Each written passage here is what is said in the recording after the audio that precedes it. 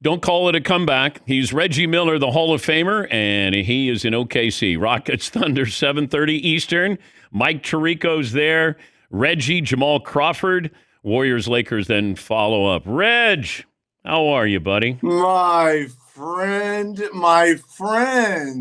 Oh, the Nets.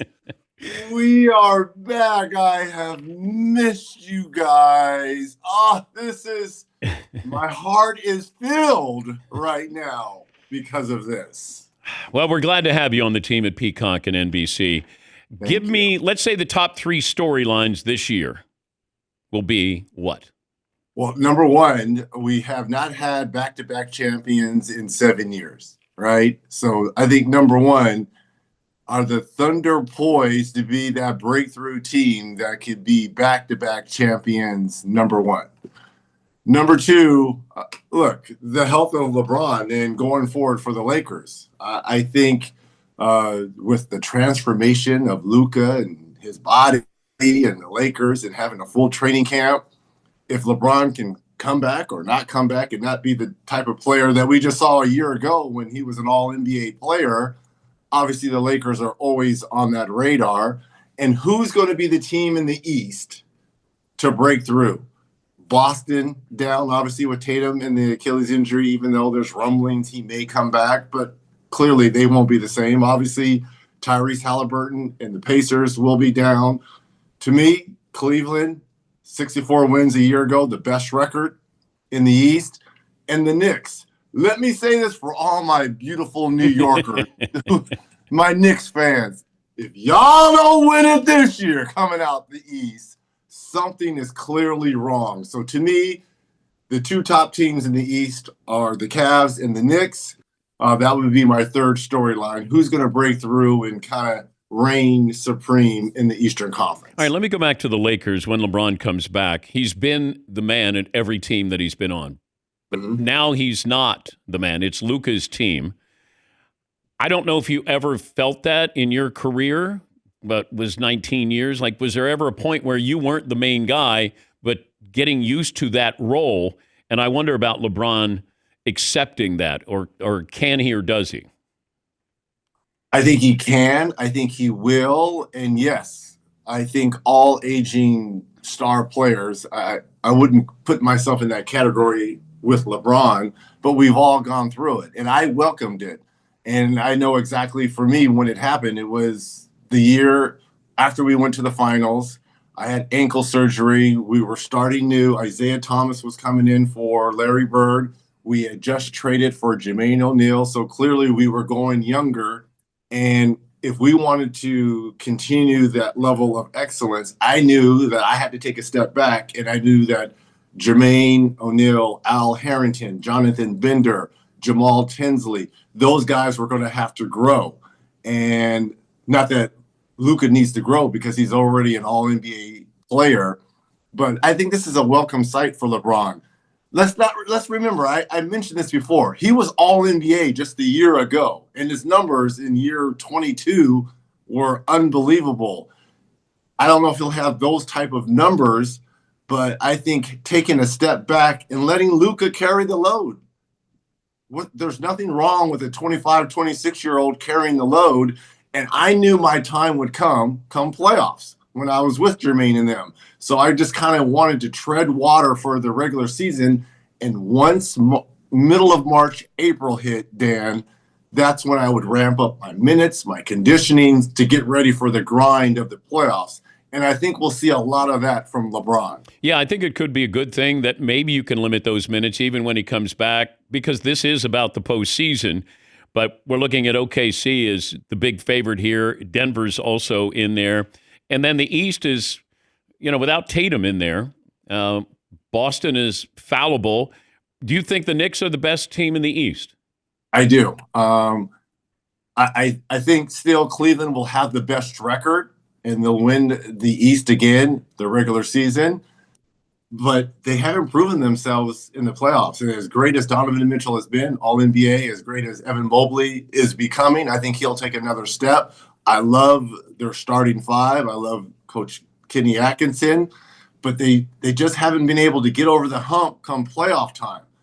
I know the Knicks, and it's a little bit different this year now that Mike Brown's at the helm, and the offense will be a little bit different. But at the end of the day, they've got the best clutch player in Jalen Brunson, and just the cohesiveness of the Knicks team. I think come playoff time, they'll be able to take that next step. Again, there's a lot of games to be played. Obviously, all this is barring injury, as I always say. But I just think the Knicks, they're poised to take that next step and represent the East. What do you expect out of Golden State? Barring injury? Look, Steph has to remain healthy. I know he played 70 games a year ago. Draymond, a full season and training camp with Jimmy Butler, that can help. But to me, if the Warriors want to take the next step, it has to come from within. Brandon Jamitsky and Quentin Post, those two young players, if Podziemski can take that next leap, I know he's 22, 23, but this young man has everything it takes to be a great side piece and sidekick for Stephen Curry. So if the younger guys can develop, get timely shooting from Buddy Hield, the problem is the West is loaded. Yeah. And there's 10, 11 teams, and every night you're going to be in a dogfight. So a rolled ankle by Curry, and he's out for a little bit, I don't know if there's going to be enough scoring. They have a puncher's chance because of Curry. I'm glad you clarified the side piece, by the way. So. Side piece, sidekick. Just doing L.A. work. Reggie Miller, the Hall of Famer, he'll be on the call tonight with Mike Tirico and Jamal Crawford. Ooh, best shooter in the building will be who? Come on, man, stop it. I love me some Jay How about crossover. Best scorer? Now, best scorer in the building. Now stop it too. Stop it too. I know Jay Cross. Unbelievable. Now, if you're saying who has the best handles at the table, I'm going to give that to Jamal. Okay. But I was a scorer too, not just a shooter. What do you think is the ceiling for SGA to average? How many points do you think? Well, let me rephrase it. How many points do you think he could average a game? They probably don't want him getting 30. They want it to be a team effort, but how many do you he averaged 32 a year ago. Yeah. I think he could average 35 easy, just because of his skill set. I think that number it'll come down a little bit. I think it'll be high early because Jalen Williams is out, the second best player on this team, out with a wrist injury, won't be in the starting lineup opening night. So I think his scoring is going to be up until J-Dub comes back. But I think they would like that number anywhere between 28 to 30, 31 points because less is more. But this dude is such a gifted playmaker and scorer. He's got it all, Dan. But how did he not? He came up in the three-point era. He's not in the top 50 with three-pointers. But I think he's developed it to keep teams honest. He can knock them down, but he's a throwback. He's an old-school type player that likes to get to the mid-range.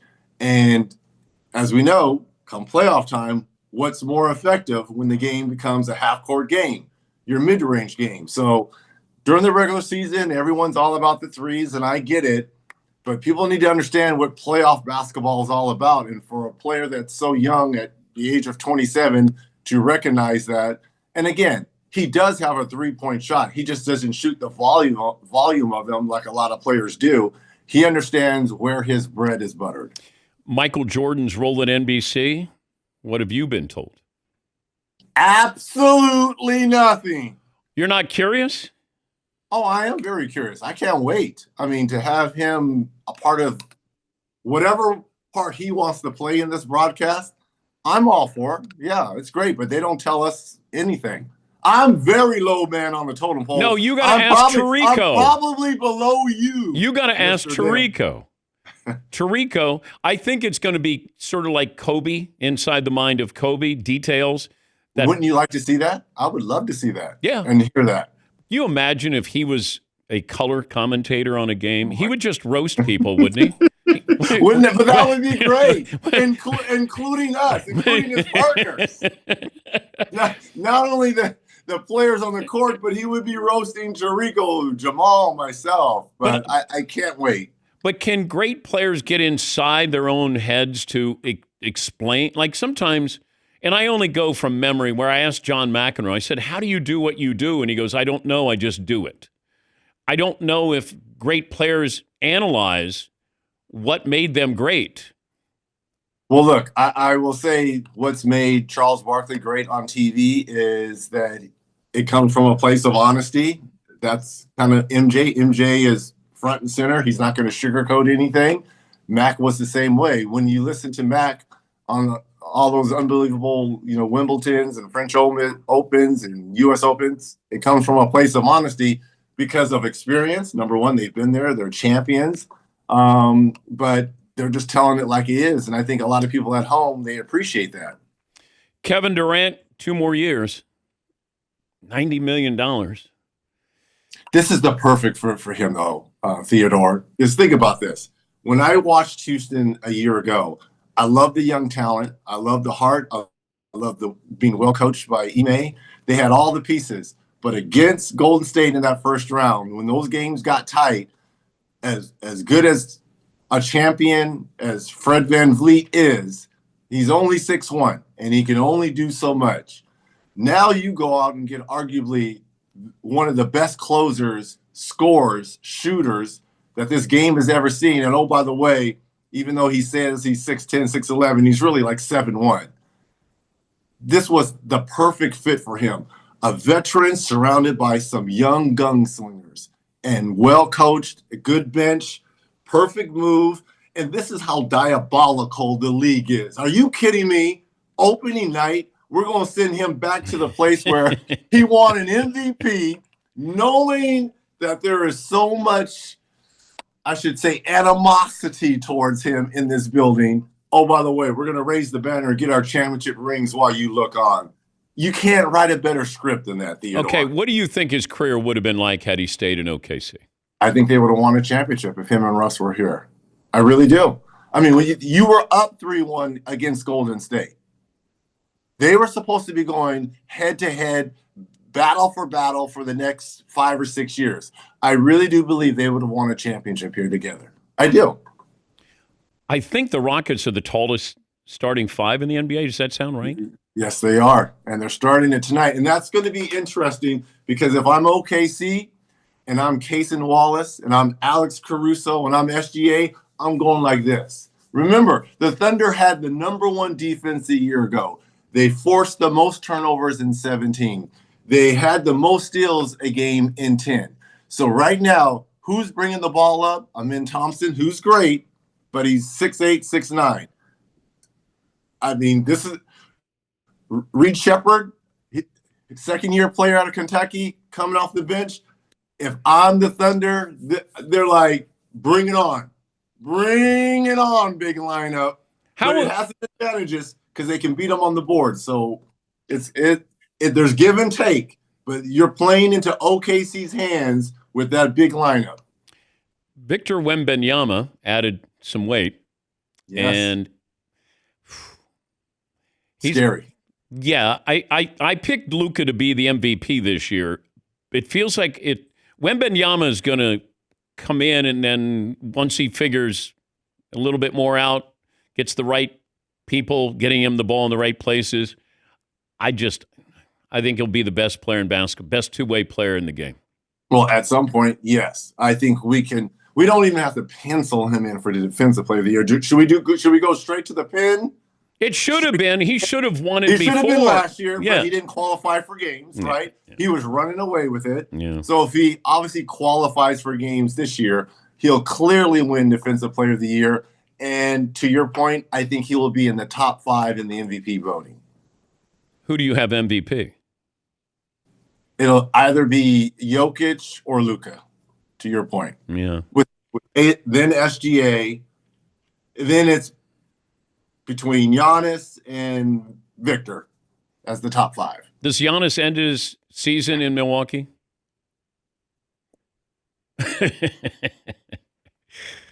It depends on how they start. I think if they start off slow, I would not be surprised if both sides. I think I just have a feeling he may end up in New York, New York. Oh, no. They got Karl Anthony Towns, the best shooting big man of all time. Self-declared. He may be the best shooting big man in Milwaukee. Who is the best shooting big man of all time?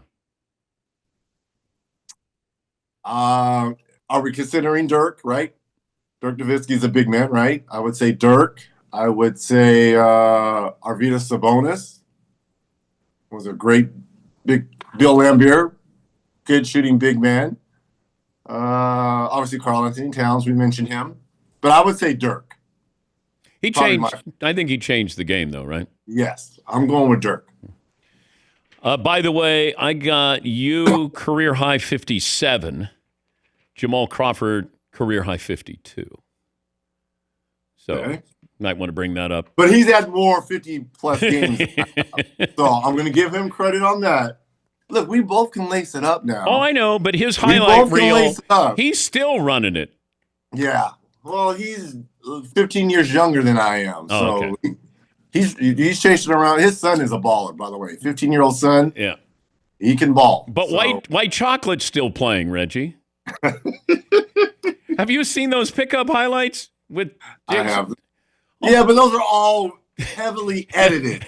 Heavily edited. It doesn't. He's still making these plays. Yes. Yeah.